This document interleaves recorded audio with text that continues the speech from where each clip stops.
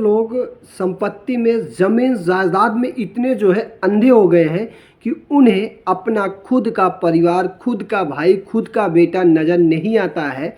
कई बार तो ऐसे मामले भी देखने को मिलता है कि जहाँ पर अपने सगे बेटे ने अपने ही पिताजी को जो है ज़मीन के चक्कर में जो है काट डाला, या फिर ज़मीन के चक्कर में उसे जो है मार डाला। बहुत सारे ऐसे केसेस देखने को अधिकतर हर तीसरे या चौथे घरों में देखने को मिलता रहता है।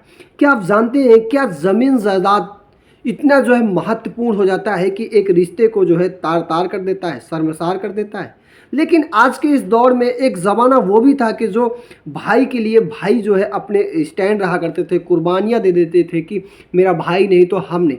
लेकिन आज इस ज़मीन जायदाद में कहते हैं कि ज़मीन होनी चाहिए, प्रॉपर्टी होनी चाहिए, भाई तो आते रहेंगे, जाते रहेंगे।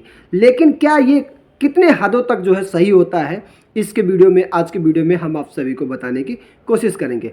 तो नमस्कार दोस्तों, आप सभी का स्वागत है सोनू पटेल एलएलबी में, और मैं हूं आप सभी का प्यारा दोस्त सोनू पटेल।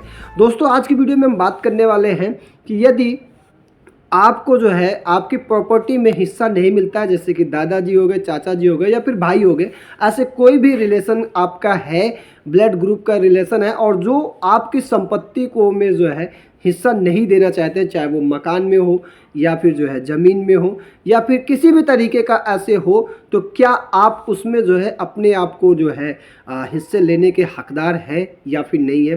किन परिस्थितियों में आपको जो है अपना अधिकार मिल सकता है और किन परिस्थितियों में आपको जो है अपना अधिकार नहीं मिल सकता है?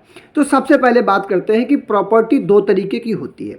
पहली ये होती है जो पैतृक संपत्ति होती है, या ऐसी होती है जो ज़मीन जायदाद होती है जो हमारे पूर्वज 4 पीढ़ियों तक हमें दे के जाते हैं, और एक ऐसी होती है जो खुद की कमाई से जो है संपत्ति तैयार की जाती है।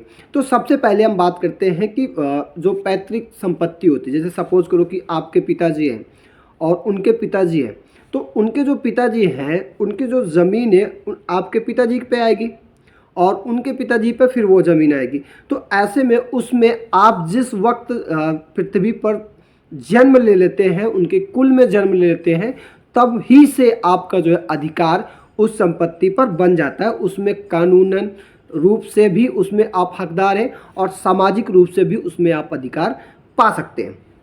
अब आप सोचो कि सपोज करो कि कोई संपत्ति आपके दादाजी की है और वो दादाजी जब कभी उनकी मृत्यु हो जाती है तो वो संपत्ति उनके जितने भाई हैं, दादाजी के जितने भाई हैं, उनके पास आएगी, और उनके पास आने के बाद फिर आपके पिताजी पे आएगी, और पिताजी के आने के बाद आपके पास भी वो संपत्ति आएगी।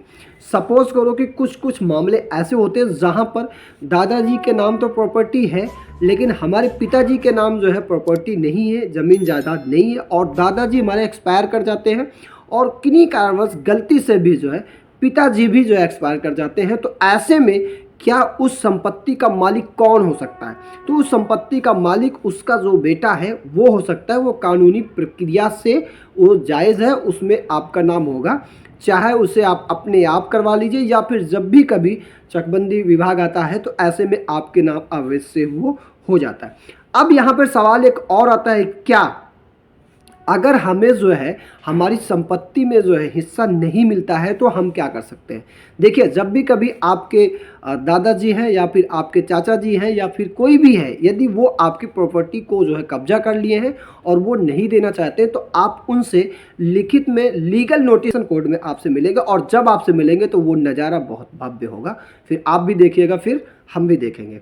तो दोस्तों, आज की वीडियो यहीं तक के लिए है, फिर मिलेंगे किसी नए वीडियो के साथ। तब तक के लिए जय हिंद, जय भारत, वंदे मातरम, जय श्री राम, राधे राधे।